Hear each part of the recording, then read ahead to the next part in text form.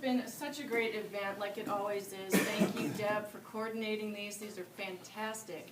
And I just want to say I'm going to put on some hats today, starting with my farmer cap, and makes me think of my neighbor Marvin Blair, who lives down the road. He's a good old boy, and he's got a lot of common sense, and that's why I love the format of this session, and I know Marvin would too, because he says, Darcy, you can talk all you want, but after 10 minutes, I'm going to sleep. So let's go. Let's talk about putting on our farmer cap and talking about social media. So I admit I was late coming to the party because honestly, when this whole thing got rolling a few years ago, I didn't really see the value. I thought this is something for teenagers who want to gossip and chit-chat about what's going on at the high school, and that doesn't apply to me.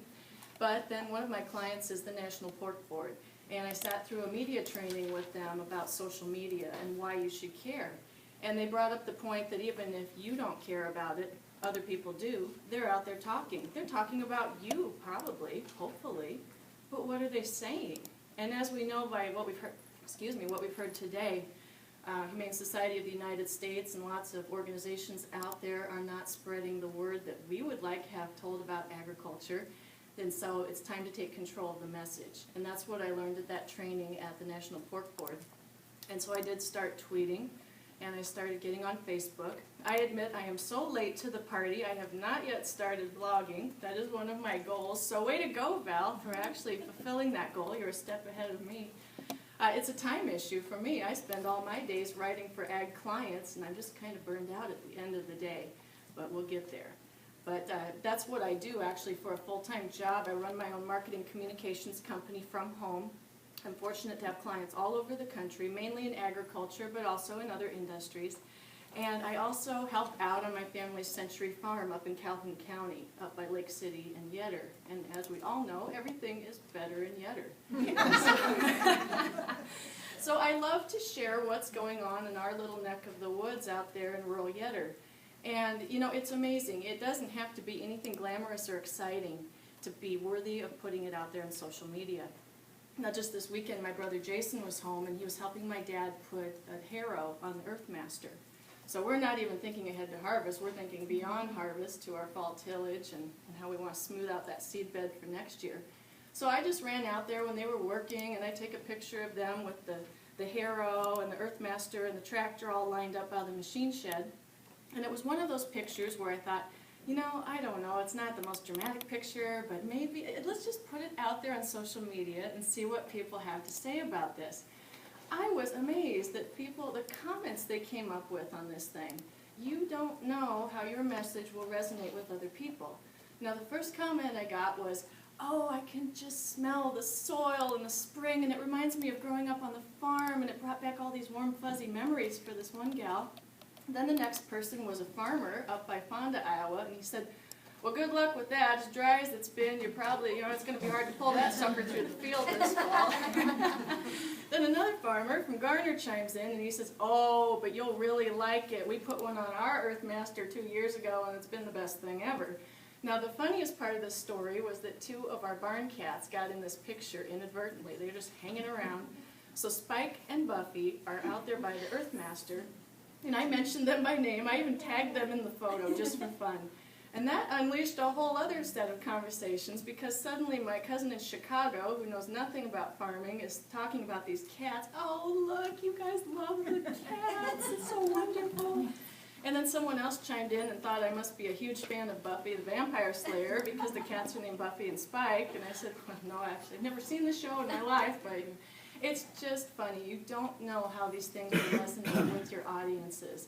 So don't be afraid to put the common and the mundane out there because you don't know how far this message can carry.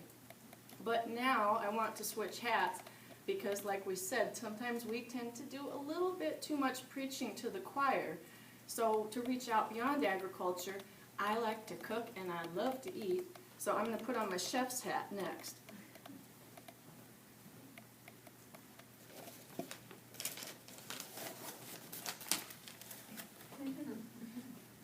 These toques are really hard to find, by the way, but they're down in Des Moines. You have to buy them a dozen at a time. So if any of you need a toque, I can fix you up.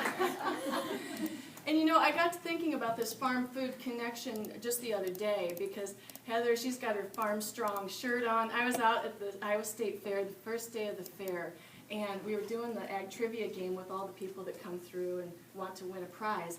And I thought the easiest question, just the total give-me question, was the U.S. has the safest food supply in the world, true or false? Easy, right? Oh my gosh, half the people stumbled over that question. They didn't know. I don't know.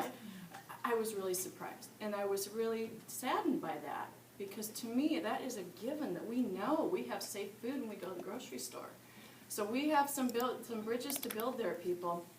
And so one of the things that I like to do to bridge that gap between what we do on our farm in Calhoun County and what the rest of the world is thinking about is food. Because we all have a connection to agriculture 3 times a day if we eat. And so what I like to do is just put pictures of things I'm cooking. I put those up on Facebook. You know, actually Facebook has kind of become like a micro blog for me. I'm the straggler here that doesn't have the blog and doesn't keep up to date on that. But I'm pretty good at Facebook. I try and get out there at least once a day, putting something out there.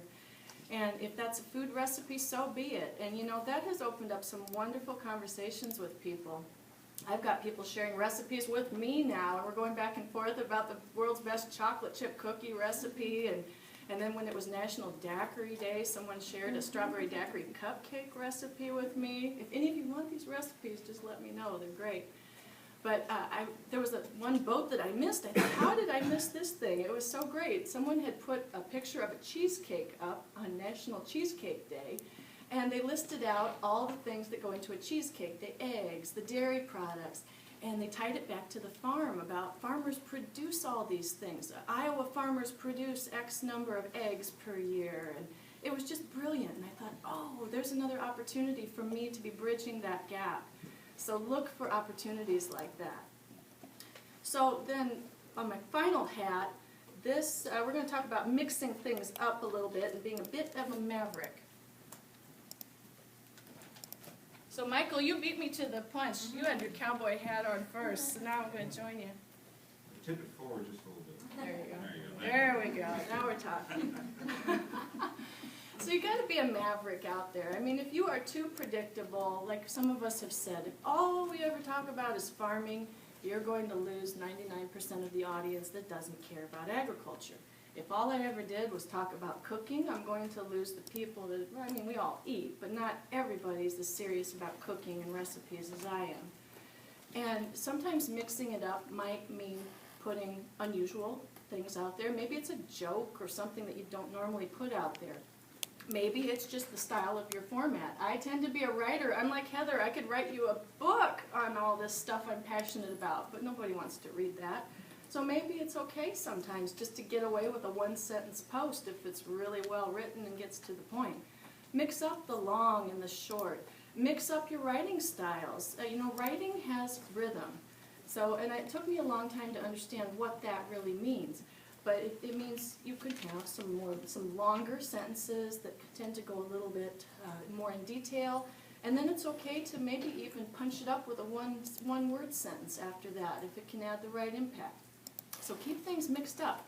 Keep people guessing. You always make them wonder, gee, I wonder what she's going to put out there today.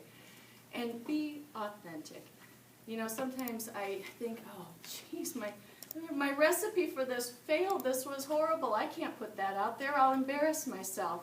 But actually, I did one time this summer. I kind of broke new ground there. I was making an upside-down cake for my mom and dad. Mom's back here in the audience, and it was their anniversary on June 26th. And they had all these great plans. I was going to make the most awesome cake for their anniversary, and it failed big time.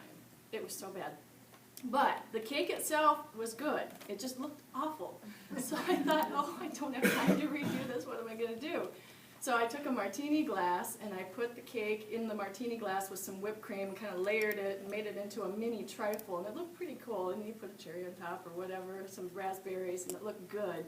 And so I put a thing out there on Facebook talking about Mom and Dad's anniversary and what I was trying to do and my epic fail and what a disaster it was. And I put in some line about, but you know, everything looks better when you view it it through a martini glass. People like that. And you know, I had people come up to me later and say, you know, sometimes you just seem so perfect on Facebook because your food always looks perfect and you always look good in your pictures, which I find funny because I don't think I look good in my pictures, but anyway, they thought that I was creating this image of being too perfect. So I said, well, here you go. This is the real me. I have flaws, I have failures, so be authentic. And it's just like a pork farmer from Ohio told me this morning when I was interviewing him. He said, use social media every chance you get because this is an amazing opportunity to educate those of us outside the industry about agriculture. So take advantage of those opportunities. Thank you.